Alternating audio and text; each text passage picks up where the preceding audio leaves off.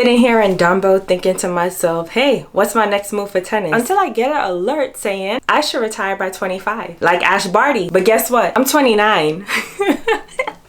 I'm 29. I'm 29. Welcome back to my channel. This is Akilah James. Thank you for all those who are returning, and thank you for the newbies. Let's talk about retiring early. What we really are going to speak about is Ashleigh Barty.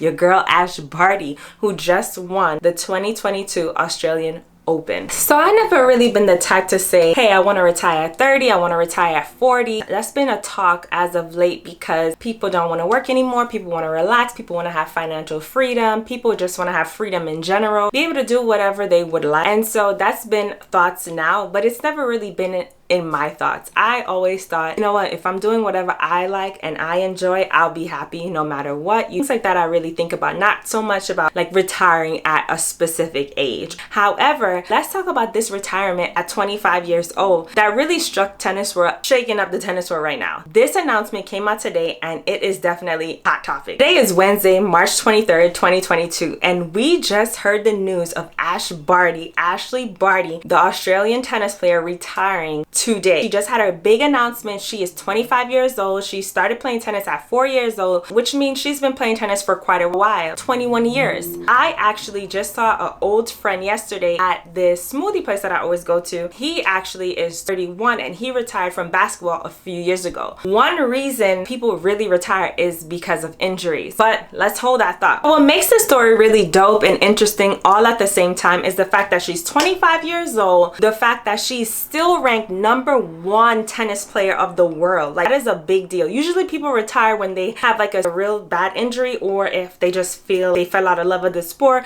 or if they get married, or if they have a child or something. She just retired at #1, which means she's still at her peak. You hear me? So that is what's very interesting about this topic. It is definitely something to talk about. So let's talk about it. So Ashleigh Barty is a 3-time Grand Slam champion, including the time where she just won the Australian Open in 2022. That was a big deal, and that is still a big deal because she is Australian. She had thousands of people supporting her from her home, people who watched her journey, which was a really nice win because it's just like an American winning the US Open. So that was super dope. It was nice to see. It was nice to watch. Congratulations to Ashleigh. She did announce that when she finished the Australian Open a few weeks after, was going on a little break because the weight on her body was really tough for her to play any other tournament. Right after that little break, we got this big news. It's okay for you to take the break because when you win a Grand Slam, baby, we're talking millions. We're not talking like 20,000. We're not talking 70,000. I remember when Sloane won a Grand Slam and she said, listen, I'm ready for that check. Okay, I'm ready to hold up that check. So I can vibe with that. Over the course of Ashleigh Barty's years of playing tennis back and forth, traveling across the country, seeing different tournaments, playing different tournaments, covering from different tournaments, different surfaces, over the course of her tennis career, she has accumulated, let me whisper to you because this right here, 23 mil. I know a lot of people are talking about billionaires right now. Who wants to be the first trillionaire? If you know someone, or if you've seen someone that you're close to, I'm not talking about someone far away. Like, many people don't know Jay-Z. Many people don't know Rihanna. In tennis, it's a small circle. In basketball, if you play basketball, it's a small circle. There's a chance that you would have already met Michael Jordan or LeBron James or Howard or Iverson. There's a chance that once you're in that circle, you've met those people. So to see someone so close that you have played on the same courts that they have played on make $23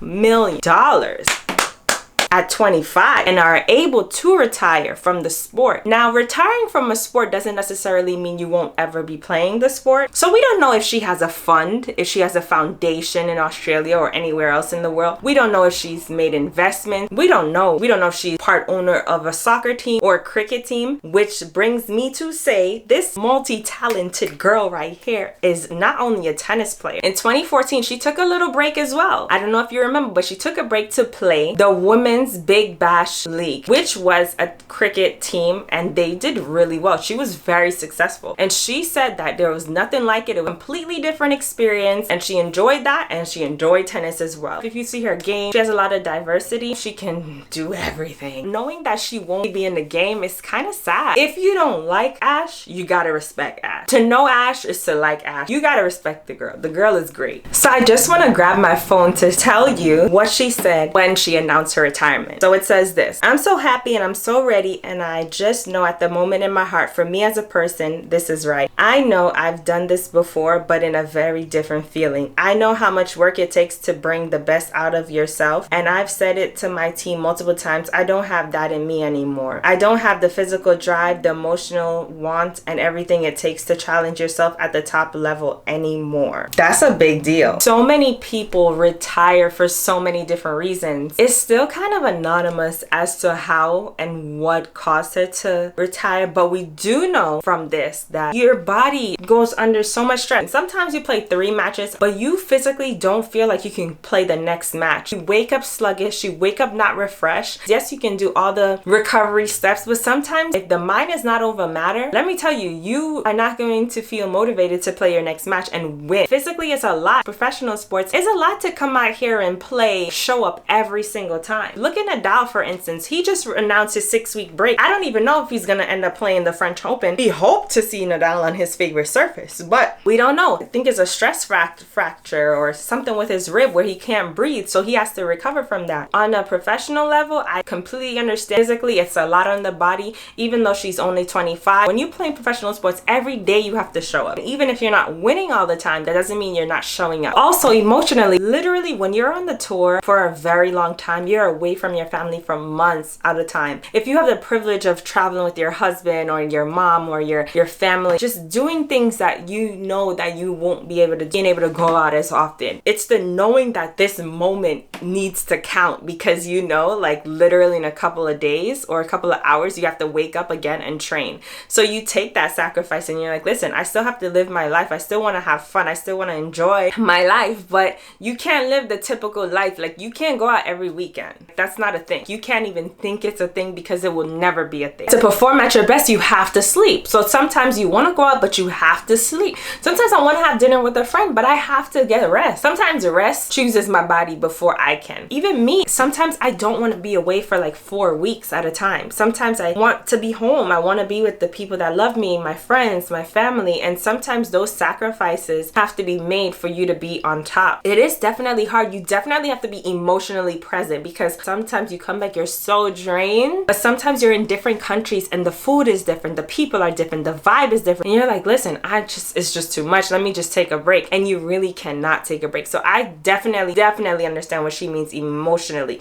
because you do have to be present to play your matches and emotionally ready to welcome all these feelings. When people retire, usually they're stable. They have that stability where they have health insurance, they have dental insurance, they have all sorts of insurances. They have money saved up so that if anything were to happen, they are able to back it up. Usually they are already in investments, because you need to keep that money circulated and keep that money coming and growing. You have that financial freedom. All of it is financial freedom, but you have that freedom where you are able to, you can travel the world if you want. If you want to travel to France, just being a tourist. A lot of times people think because you're a tennis player or you're a professional athlete, you're traveling the world. Sometimes you don't even get to see the country you're traveling to. Nobody really understands me out of my friends when I tell them I travel to Spain, but sometimes you might not be able to get to see Barcelona like the way you want to see Barcelona, because you have to go and get ready to travel to another tournament the next week. So yes, you're still in Spain. It's only now later on in my career I said, you know what, I want to take a day out of my training to